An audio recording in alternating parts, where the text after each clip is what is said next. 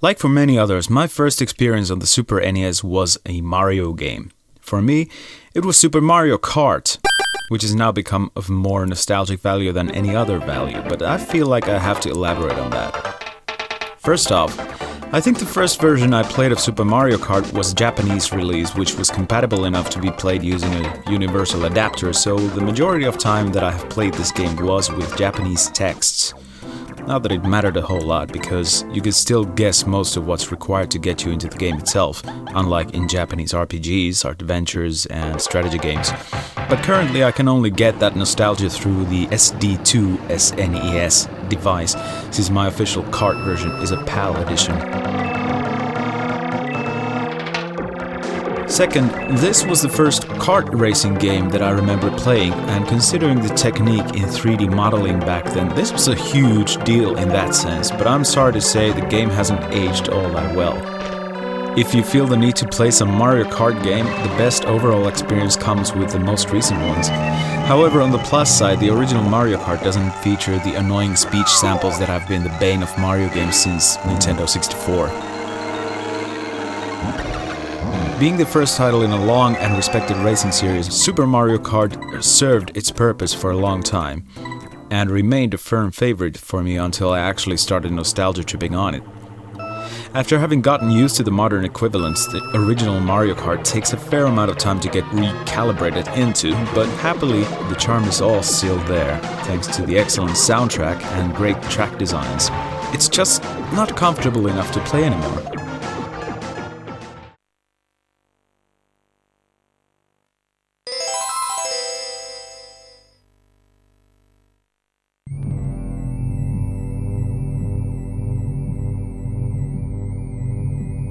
Cited to being the most badassest, awesomest of all games of all time by many, but most notably Maddox of the best page in the universe, if anyone still remembers that one, we have the Super Nintendo entry in the Contra series, The Alien Wars. Of course, in Europe it was released as Super Probotector due to some stupid political reasons like the earlier entries in the series were. The original Contra game was known as Gryzor in Europe, as it was converted as for home computers like the ZX Spectrum and Commodore 64, although the NES title was Probotector for whatever reason. So if this game had been released on the Commodore Amiga, perhaps it would have been titled as Super Gryzor, Gryzor 3 or C3, whatever, although any of that would have been even more confusing since the second in the series, Super C, actually was released on the Amiga as such.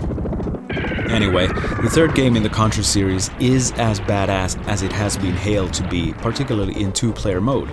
In case you've never played any of the games in the series before, it's mainly a platforming shooter with some genre varieties thrown in, such as top-down mazes in this case.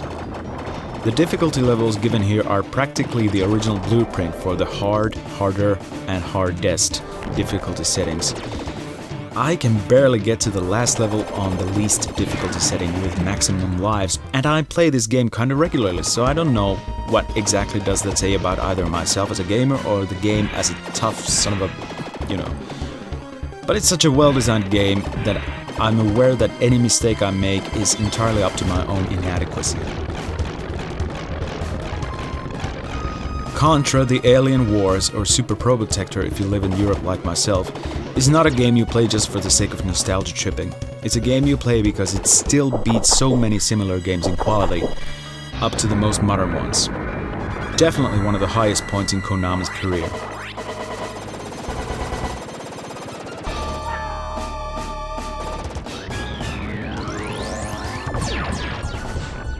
Another Konami classic is this sequel to the classic vertical shooter Twinbee. Poppin' Twinbee was, according to Wikipedia, never released in the United States, so it was a rare treat for us Europeans to get something on a Nintendo console that the Americans didn't get. Funnily enough, the version I played back in the day was the original Japanese release, so I didn't even know it had a European release back then. I have to be honest, I've never been much of a shoot-'em-up fan, but the Twinbee games have always kept me attracted to them, mostly because of their well-balanced difficulty curve and the two-player mode, which can be considered as both collaborative and competitive. The bigger reason for including Poppin' Twinbee here is that it was the first game in which I realized a whole new world of colors and depth in graphics that the 16-bit consoles were able to bring out in games. Much like the previous game on this list, Poppin' Twinbee is best experienced with a friend, but it's nice enough for a single-player challenge too. Of course, we can't have a 16-bit console list without at least one fighting game, so I'll pick my most nostalgia trip-worthy fighting game now, and that is Killer Instinct. The epicness factor of Killer Instinct on the Super NES was turned up to 11 with a special black cartridge and the inclusion of a soundtrack CD, which was something extraordinary back then. Well, at least in Europe it was. I think game soundtrack CDs were a much more regular occurrence in Japan. As much as Streets of Rage made an impact with its soundtrack on the 16-bit Sega, so did Killer Instinct on the Super NES, although it must be noted that this was originally an arcade game released in 1994 before it arrived on the Super NES. But the soundtrack CD, which is called Killer Cuts by the way, has the Super NES specific tracks in their full glory before the necessary downsampling for the game itself, of course. Be that as it may, Killer Instinct was, at least in my area, the fighting game of choice for many, because of its awesome graphics, the memorable soundtrack, and a great variety of different playable characters. Instead of just human characters, you also get a werewolf, a dinosaur, and a skeleton, among others. Even still, unlike Mortal Kombat and Street Fighter 2, Killer Instinct focuses notably more on combos and actual close-distance combat than attempting to come up with projectiles and other insane tricks. Not that they don't exist here as well, rather they are not as prevalent. And for that reason, Killer Instinct has remained my head-to-head fighting game of choice for the Super NES ever since I first played it.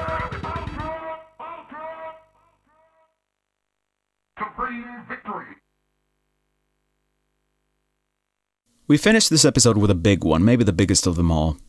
The Legend of Zelda: A Link to the Past.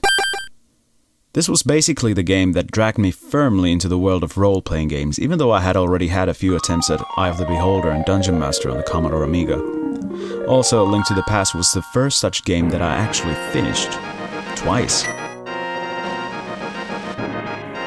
The reason why I enjoyed A Link to the Past so much was because of the real-time action-based fighting and adventuring style, instead of the turn-based thing that so many other console RPGs of the time used, most notably the Final Fantasy series. Also, the slightly tilted top-down graphics are more appealing to me than either straight 3D graphics or more tile-based 2D graphics. And then we also get Koji Kondo's amazing soundtrack, probably the best that he has ever made. But you see, every RPG is epic by default, and has been since the first Ultima games. It all depends on each gamer's taste, power of imagination, and perseverance. The storyline is the usual save the world from unfathomable evil sort of thing, so that's not too much to talk about. But the way the game spins its yarn and takes you to all the new places and situations, it's just a magical thing to walk through.